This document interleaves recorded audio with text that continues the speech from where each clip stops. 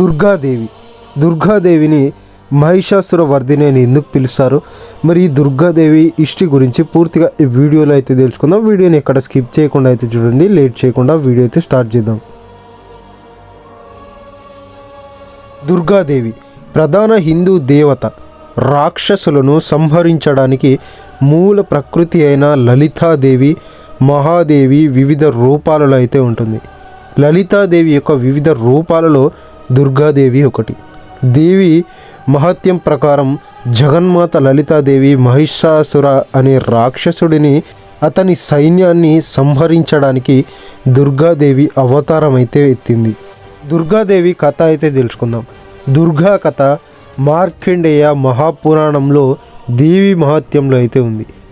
మహిషాసురుడు బ్రాహ్మణ దేవుడు ఇచ్చిన వరం కలిగి అయితే ఉన్నాడు. అతను కన్యస్త్రీల ద్వారా మాత్రమే చంపబడతాడని ఉంది.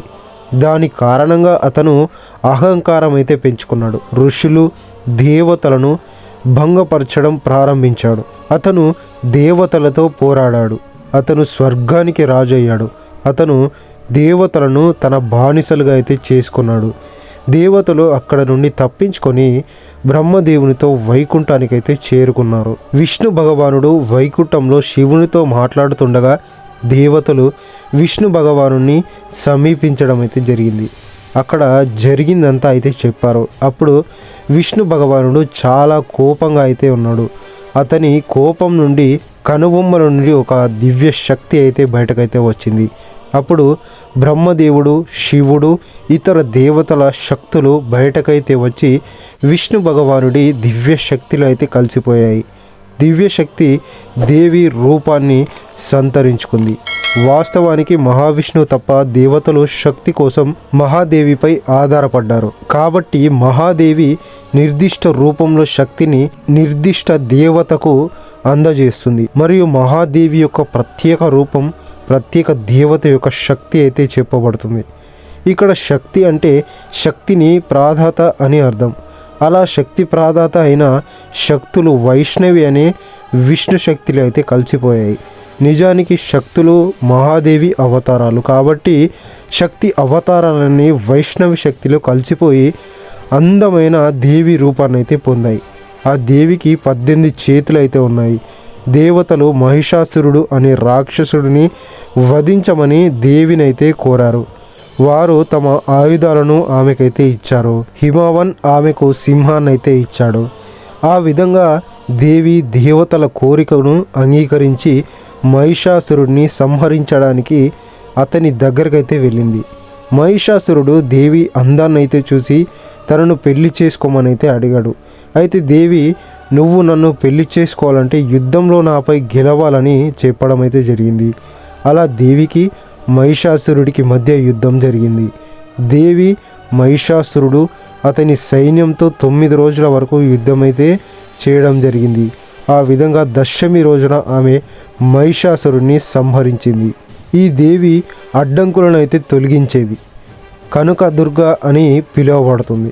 ఆమె దుర్గమాసురుడు అనే అసురుడిని కూడా వధించింది కాబట్టి దుర్గామాతగా అయితే పూజింపబడుతుంది. అదే దేవి మహిషాసురుడిని సంహరించింది కాబట్టి ఆమెను మహిషాసుర మర్దిని అని కూడా పిలుస్తారు. ఈ దేవి అసలు పేరు లలిత త్రిపుర సుందరి దేవి. ఈ దేవి యొక్క ఇతర పేర్లు దుర్గా, మహిషాసుర వర్ధిని. దుర్గాదేవి రాక్షసులను సంహరించడానికైతే అవతారం అయితే ఎత్తింది. చెడుపై మంచి విజయం సాధించడానికి సృష్టించబడింది. ఆమె శక్తి యొక్క మాతృత్వానికి ప్రతీక. సింహంపై స్వారీ చేస్తూ అనేక ఆయుధాలను అయితే కలిగి ఉంటుంది.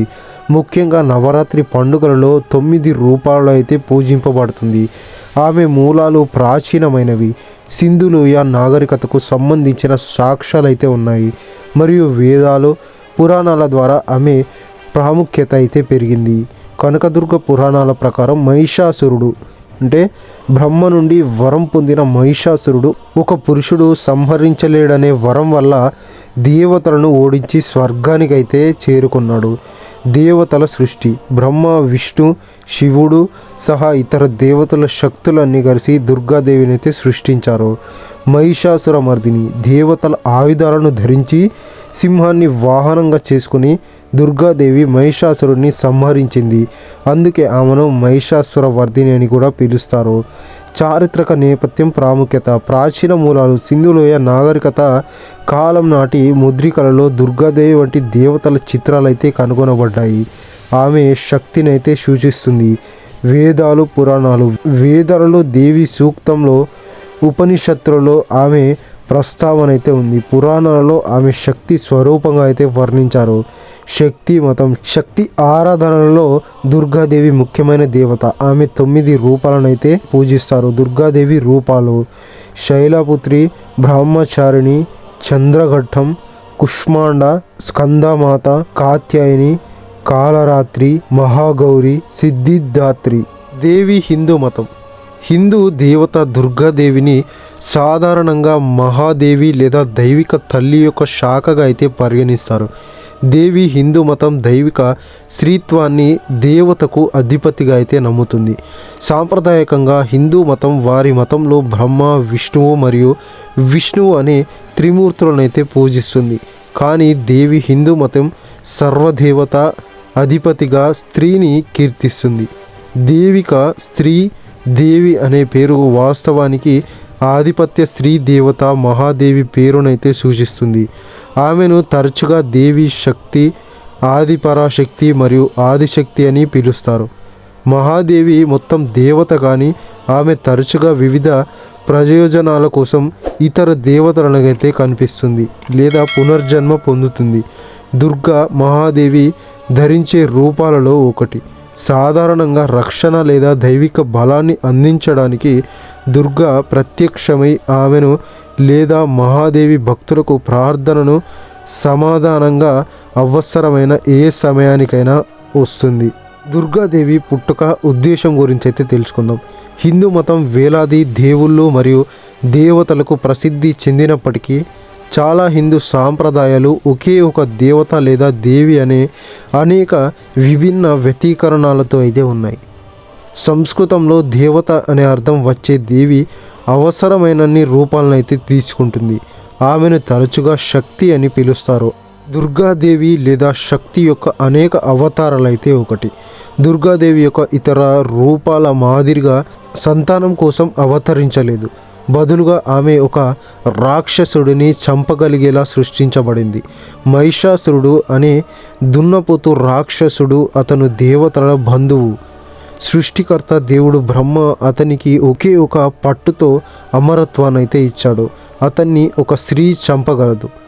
మహిషాసురుడు దేవతలకు బంధువులైన ఇతర అసురులతో కలిసి అన్ని దేవతలపై దాడైతే చేశాడు. మహిష యొక్క కొత్త అమరత్వంతో ఓడించలేకపోయారు. దేవతలు తమ శక్తులన్నీ కలిసి ఓడించాలని నిర్ణయించుకున్నారు. వారందరూ దుర్గాదేవిలో అయితే కలిసిపోయారు. ఇది ఒక స్త్రీ అయిన దేవత అవతారం. సాంప్రదాయం ప్రకారం దుర్గా విజయం సాధించే ముందు ఇద్దరు 9 రాత్రులైతే పోరాడారు. ఈ యుద్ధాన్ని నవరాత్రి పండుగ సందర్భంగా అయితే జరుపుకుంటారు. పార్వతీదేవి, దుర్గాదేవి ఒకటేనా? అవి నిజానికి ఒకే పరమాత్మ శక్తి యొక్క విభిన్న రూపాలు. కానీ అవి వాటి వ్యక్తీకరణల్లో విభిన్న ప్రయోజనాలను అందిస్తాయి. పార్వతి సున్నితమైన పోషణ కారణమైతే దుర్గ కోపంగా రక్షణ శక్తినైతే సూచిస్తుంది. కొన్ని గ్రంథాలలో ఇద్దరు దేవతలను ఒకే నాణానికి 2 వైపులు అయితే వర్ణించడం అయితే జరుగుతుంది. దుర్గామాత పిల్లలు ఎవరో చూద్దాం. బెంగాల్ ప్రాంతీయ సాంప్రదాయాలలో ఈ గుర్తింపు ముఖ్యంగా అయితే ప్రాముఖ్యమైంది. ఇక్కడ దుర్గాదేవిని గణేశుడు, కార్తికేయుడు, లక్ష్మి మరియు సరస్వతి దేవతల తల్లిగా అయితే భావించడం అయితే జరుగుతుంది. దుర్గామాతకు నేపాల్, భారతదేశం, బంగ్లాదేశ్ మరియు అనేక ఇతర దేశాలలో గణనీయంగా అనుచరులైతే ఉండడం అయితే జరిగింది. Thank you for watching this video. మరొక మంచి వీడియోతో మళ్ళీ కలుద్దాం.